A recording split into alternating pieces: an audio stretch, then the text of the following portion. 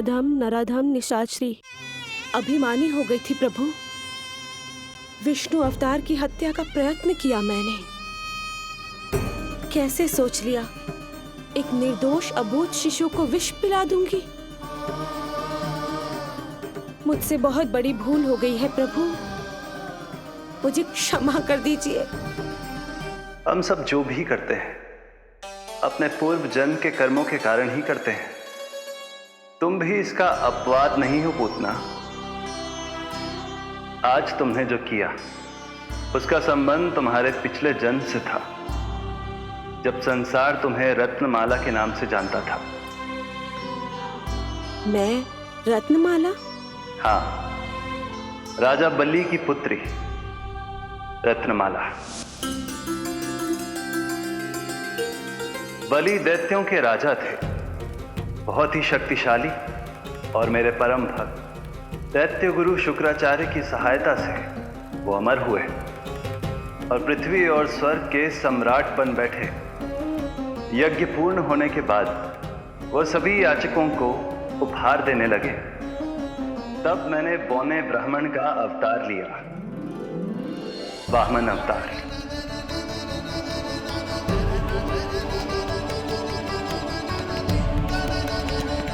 रत्नमाला के रूप में जैसे ही तुमने मुझे देखा, उस बालक जैसे अवतार के रूप से तुम भावुक हो गए। तुम्हारा हृदय ममता से भर उठा।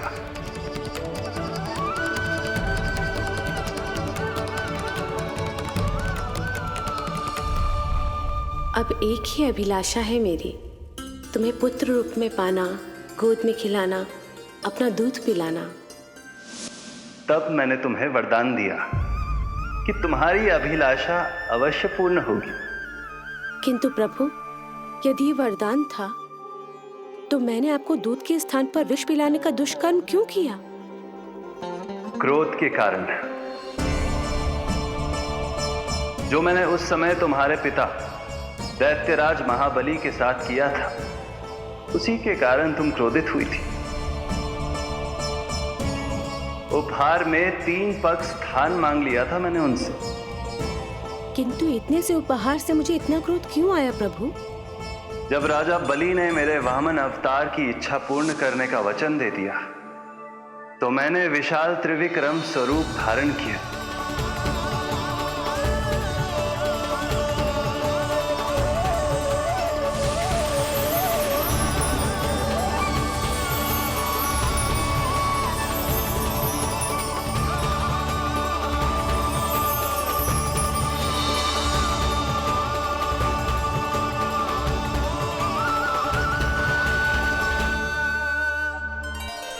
प्रथम पग में मैंने संपूर्ण पृथ्वी नाप ली, दूसरे पग में नाप लिया विशाल स्वर्ग,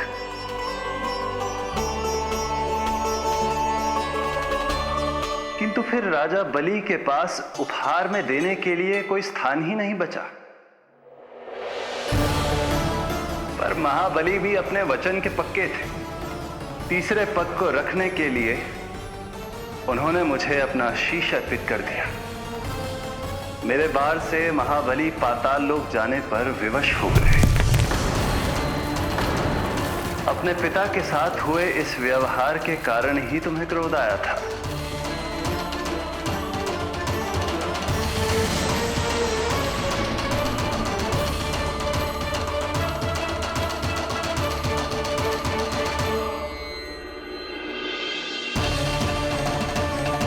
दूध पिलाने की कामना थी, पर अब विषपान कराना चाहती हूँ तुम्हें। विषपान। तुम्हारी वो मनोकामना भी अवश्य पूर्ण होगी। मन ही मन ऐसा वरदान दिया था मैंने तुम्हें।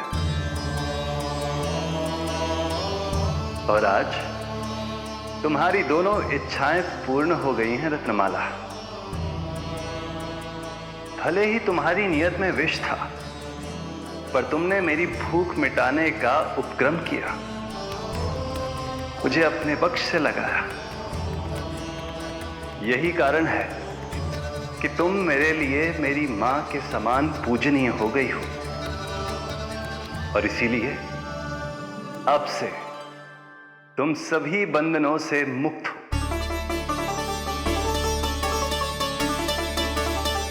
मैं तुम्हें मोक्ष प्रदान करता हूँ माँ। ओम श्री हरि। एक शंका और है प्रभु, मेरे हाथों इतने सारे निर्दोष शिशुओं की हत्या क्यों हुई? जिन शिशुओं के प्राण तुमने लिए उनके पूर्व जन्म के कर्मों के कारण इस जन्म में उन्हें अल्पायु ही होना था। यही विधि का विधान था रत्नमाला।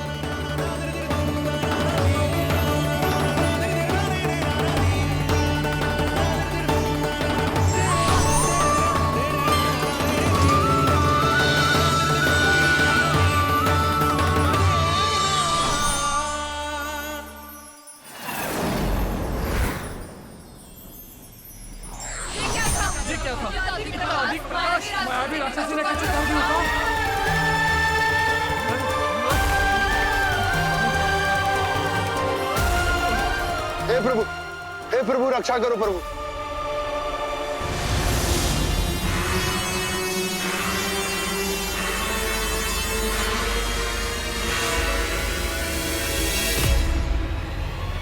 वो देखो,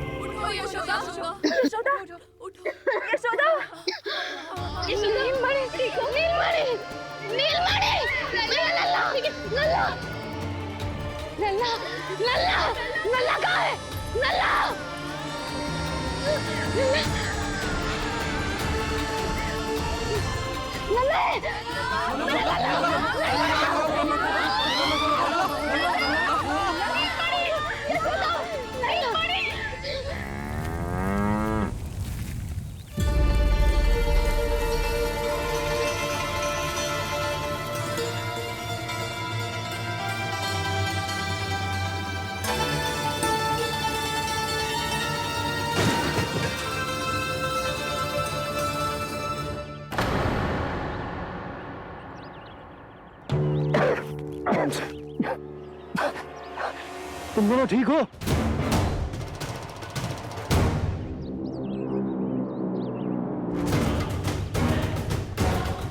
उतना लल्ला को कोई ढूंढो, कोई लल्ला को लेके आओ। लल्ला को ढूंढो, ढूंढो लल्ला को। लल्ला कहाँ है? लल्ला, यशोदा,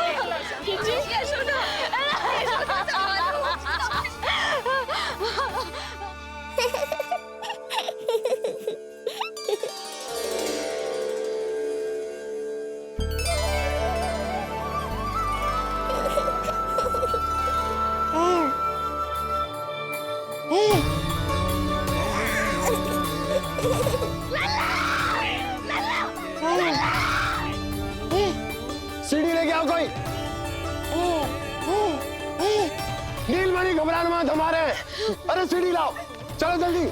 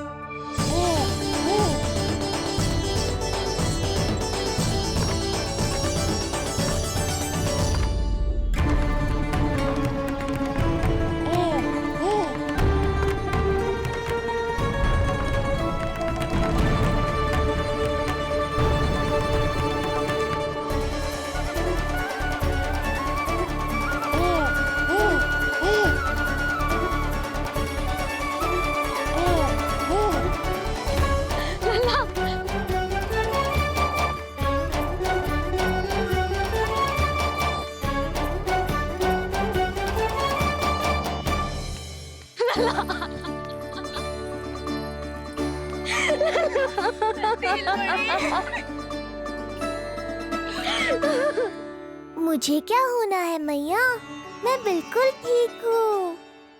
मेरा नीलमणि, मेरा लल्ला, मेरा लल्ला।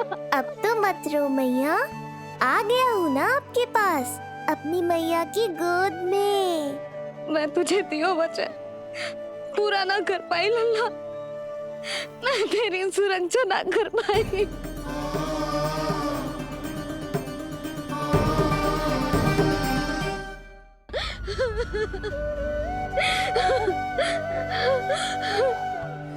संभालो अपने आप को यशोदा।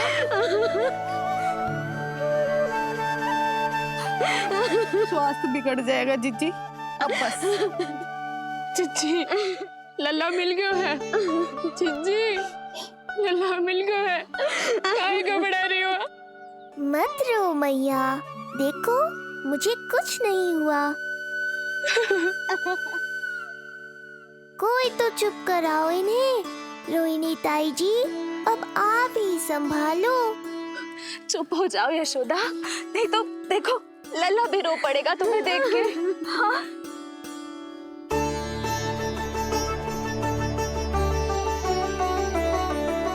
अब भी स्वयं से पहले मेरे आंसू पोंछ रही हो मैया।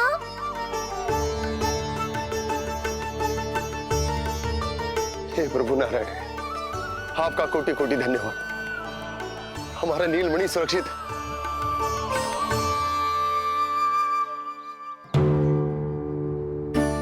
किंतु जे है कौन जो देवी बनकर आई और दानवी बनकर हमारे लल्ला को ले गई?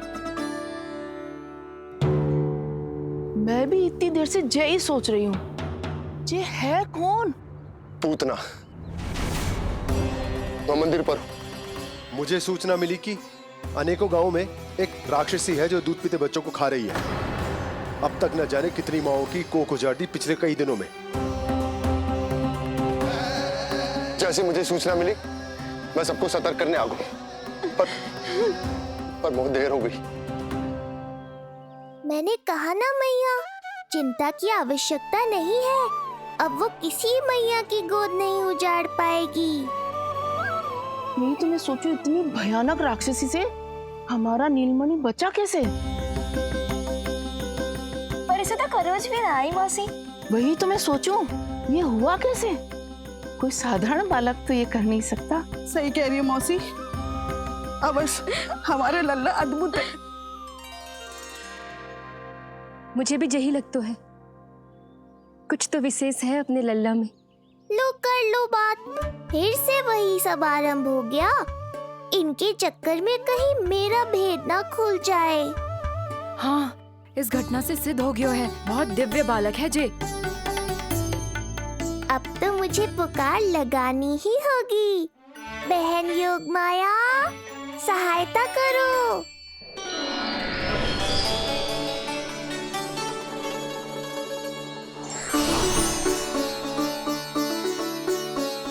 मैं यही हूँ भैया। मुझे पता था इतनी दिव्य लीला के बाद तुम्हें मेरी आवश्यकता पड़ेगी। जो राक्षसी इसे मारने आई थी, उसी को मार दिया इसने। वही तो मैं भी सोचूं, कोई तो बात अवश्य है जसोदा तेरे बालक में। श्री नारायण की कृपा है।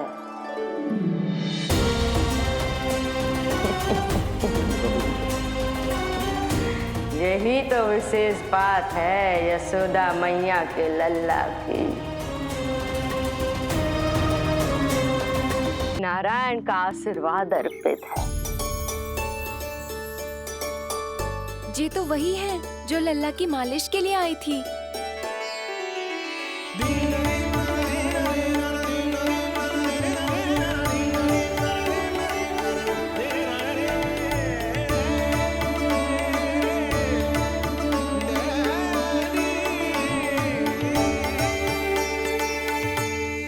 वो भयानक राक्षसी जो मानवों को खा जाती है, उसे एक बालक मार सकते है भला?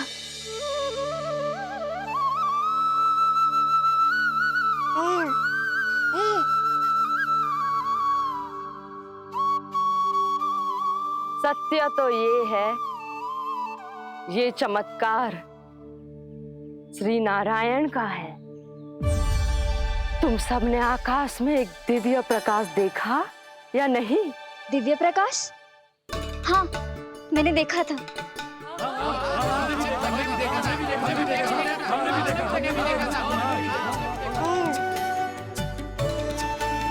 इतना तीव्र प्रकाश था कि आंखें चौंध दिया जाए। मुझे तो पहले से ही पता था कि वो अद्भुत प्रकाश इस बात का संकेत था कि नारायण ने ही हमारी सहायता की है। लगता है मैया मान गई। नारायण पर जो भरोसा करते हैं, नारायण सदैव उसकी सहायता करते हैं। नीलमणि की सहायता करने नारायण साक्षात प्रकट हुए। आकाश के मध्य बादलों के बीचों बीच खड़े रहकर उन्होंने इस राक्षसी के प्राण वायु खींच लिए और इसके प्राण हर लिए। तभी तो इसका निर्जीव तन भूमि पर पड़ो है।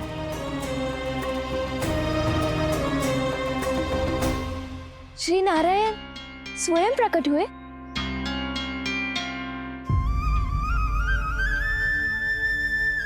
यशोदा ने और नंद महाराज ने बहुत प्रार्थनाएं की है प्रभु से। प्रभु के आशीर्वाद से ही तो गोकुल को मिला है ये। यशोमती मैया का नंदलाल, यशोमती मैया का नंदलाल। यशो